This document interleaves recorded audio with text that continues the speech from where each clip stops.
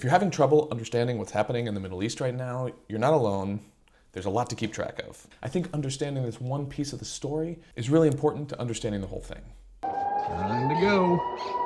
I'm in Israel right now. I can only imagine what it's like to be in Iran or to have lived in Gaza for the past few years, and I intend to tell those stories as well. There's a lot of narratives happening all at once, and you're probably skeptical of many of them, as you should be. If we can take the questions of who's right, who's wrong, who's at fault, and set those aside for just a second, I want to focus on this thing because I really think it's crucial. As a rule, Israelis do not want to be going to war right now. It's dangerous, it's uncertain. Israelis are dying, homes are being destroyed, and there's no clear end in sight.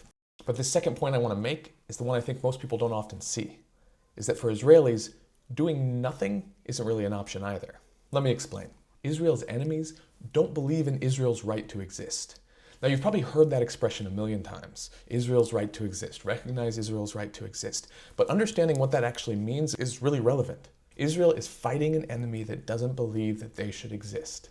I can break down the way that this is approached by Hamas and other enemies that Israel is facing in a different video if you want. If you'd be interested in that, let me know in the comments and I can make one. It can be debated whether Israel's right to exist, as its enemies see it, is referring to the Zionist entity or the Israeli government, or if they don't think the Jews should be in this land at all. There's an overarching sentiment among Israel's enemies that they want to destroy Israel. And they're working hard at it. And there's an impact that has on the Israeli psyche that infuses everything. The way that they view themselves, the way that they view their own safety on a day-to-day basis, and the way that they think that their government should respond to threats. I'm really only just getting started breaking down the different narratives in this story. So if you like this content, if you want to see more, subscribe to my channel, leave me comments with the types of stories and content you'd like to see. There's a lot more to come.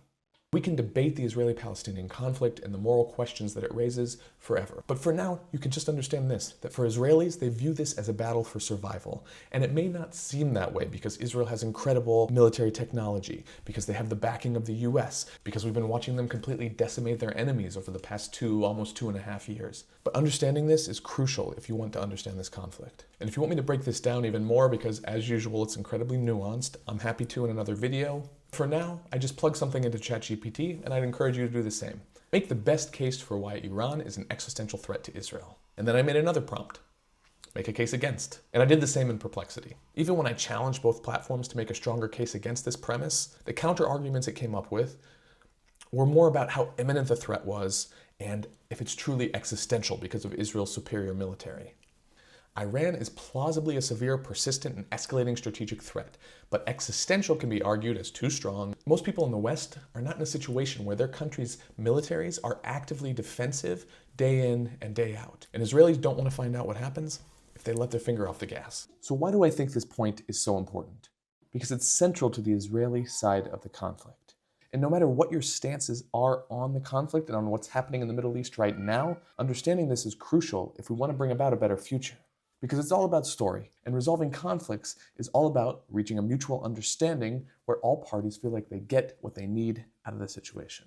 And until Israelis feel safe, military campaigns are going to continue, and Israeli leaders are going to do whatever they can to protect their citizens, get the vote of their citizens, and progress the country in a way that is good for its citizens. Next, I want to dig deeper into what Palestinians actually want.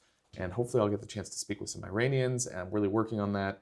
And I'll keep bringing more context, more nuance, and hopefully bringing about a deeper understanding of what's happening in this region, why, and what we can do about it.